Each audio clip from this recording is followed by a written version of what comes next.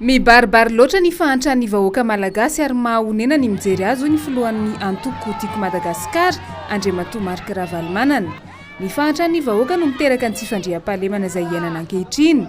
Ny finiavana hampandroso ny firenena no mahatonga ny antoko tiako Madagasikara androtsaka kandida ho fidiana amin'izao fifidianana ben'ny tanàna sy mpanolontsaina izao. Ny fahantrano ataony ahoana kosa moa no miaina tsy hijery fotsiny vady aman-janany eo tsy mihinan-kanina vokatry le fahantrano io dia tena mila famonjena vahoaka satria dia tena tsotofan'ny olona ny tanina ary tena mijaly izy amin'le faritra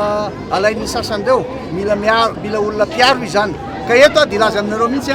fa tsisy afatry rino zay kandidaty ho an'ny tiako Madagasikara no afaka hiaro sy anampy anareo eo koa anoro azy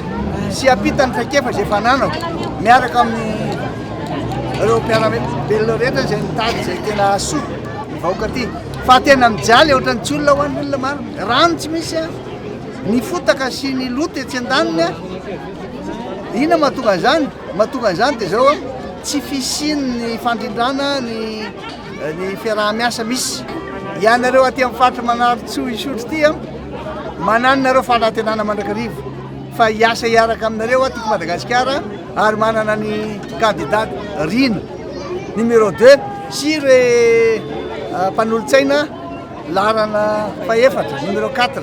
mino ava tena andeha tsara ny asany. Niara-nahita ny zava-nisy ary nifanosina tamin'ny mponina teny ambany tanàna ny kandida Rina Randriamasinoro sy ny filoha teo aloha Marc Ravalomanana androany. Afatra mafonja no nataony ho an'ny mponina teny Manaritsoa isotry dia ny fampandrosoana tena izy mipakany amin'ny aty vilanin'ny mponiny arivo. Zavatra tedaviny zareo ety amin'ny faritra iva tsotra ihany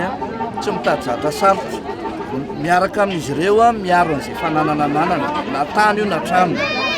miaraka amin'izy ireo manadio ny toerana misy azy miatrika amin'ny fiakaran'ny rano izay ny zavatra tedaviny mila tanàna madio amin'ny lamina ary mazava en sécurité zany ka tokony meko azy ireo hoe iara-dalana aminy fa tongava mifidy amin'ny 27 novembre fidy ny kandida laharana faharoa ben'ny tanàna ary laharana fahaefatra mpanolontsaina. Tsy mila resaka betsaka ny fampandaniana ny Rina Randriamasinoro eny amin'ny boriboritany voalohany fa efa maro ny resy lahatra nomeny safidy no an'ny laharana faharoa i Rina ho ben'ny tanàna n'Antananarivo renivohitra.